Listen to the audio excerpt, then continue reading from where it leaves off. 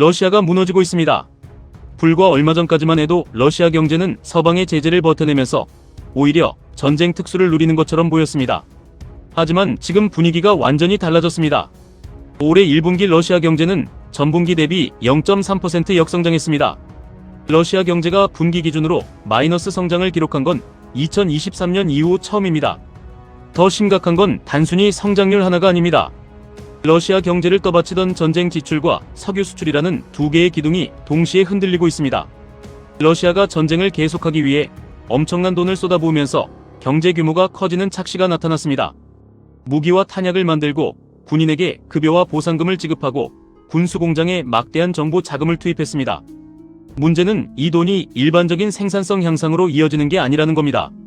전쟁에 필요한 군수품 생산은 늘어나지만 민간 경제의 생산성과 투자는 오히려 약해질 수 있습니다.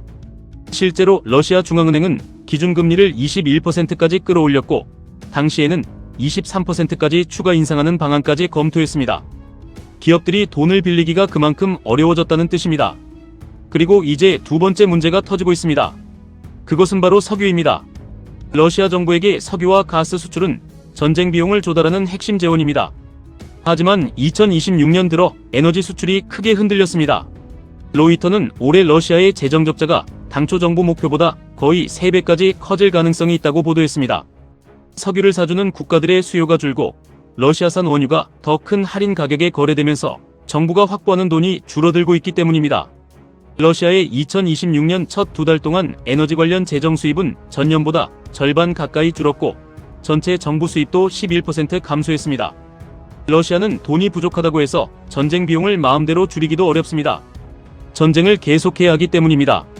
결국 러시아 정부는 다른 곳에 지출을 줄이거나 세금을 올리고 재정 적자를 감수하면서 버티는 선택을 해야 합니다. 러시아 정부는 재정 부담이 커지면서 지출 구조를 조정하는 움직임을 보이고 있습니다. 그런데 여기서 예상하지 못했던 문제가 하나 더 터졌습니다. 러시아 안에서 휘발유가 부족해지기 시작한 겁니다. 우크라이나의 드론 공격으로 러시아 정유시설이 잇따라 타격을 받으면서 정유 능력이 떨어졌고 러시아는 국내 연료 공급을 지키기 위해 디젤 수출 제한을 9월까지 연장하는 방안을 추진하고 있습니다. 심지어 러시아가 카자흐스탄에서 휘발유를 수입하는 방안까지 논의했습니다. 세계적인 석유 생산국 러시아가 국내에서 쓸 연료가 부족해 다른 나라에서 휘발유를 들여오는 상황인 겁니다. 이것이 중요한 이유가 있습니다. 러시아의 전쟁 경제가 생각보다 취약한 구조일 수 있다는 신호이기 때문입니다. 정부가 막대한 돈을 투입하면 군수산업과 관련 산업은 빠르게 성장합니다. 하지만 석유 수출이 줄고 고금리가 계속되고 노동력이 부족해지고 정유시설까지 공격받으면 이야기가 달라집니다. 전쟁 때문에 만들어진 경제 성장이 오히려 민간 경제를 압박하는 상황이 만들어지는 겁니다. 8월 28일 러시아 최대 은행인 스베르방크도 올해 러시아 경제 성장률 전망을 고작 0.4%로 제시했습니다. 그나마 정부 지출과 소비가 경제를 떠받치고 있다는 분석입니다. 즉 러시아 경제가 지금 성장하고 있다고 해도 상당 부분은 정부가 돈을 밀어넣어서 만들어낸 성장이라는 겁니다. 더 무서운 건 앞으로입니다. 러시아가 전쟁을 계속하면 정부 지출은 계속 필요합니다. 그런데 석유 수출이 줄어들면 재정 여력은 계속 깎입니다. 여기에 높은 금리와 물가 상승이 경제를 압박하고 있습니다. 노동력 부족도 심각하며 서방의 제재와 정유시설에 대한 공격까지 이어지고 있습니다.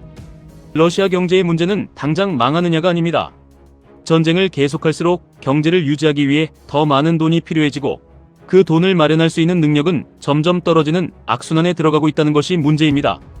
그래서 지금 러시아에서 나타나는 현상은 경제가 갑자기 폭발적으로 무너지는 모습이라기보다 전쟁으로 만들어낸 경제 호황의 한계가 하나씩 드러나는 과정에 가깝습니다. 그리고 이 속도가 빨라진다면 러시아가 전쟁을 감당할 수 있는 경제적 체력에도 결국 문제가 생길 수 있습니다.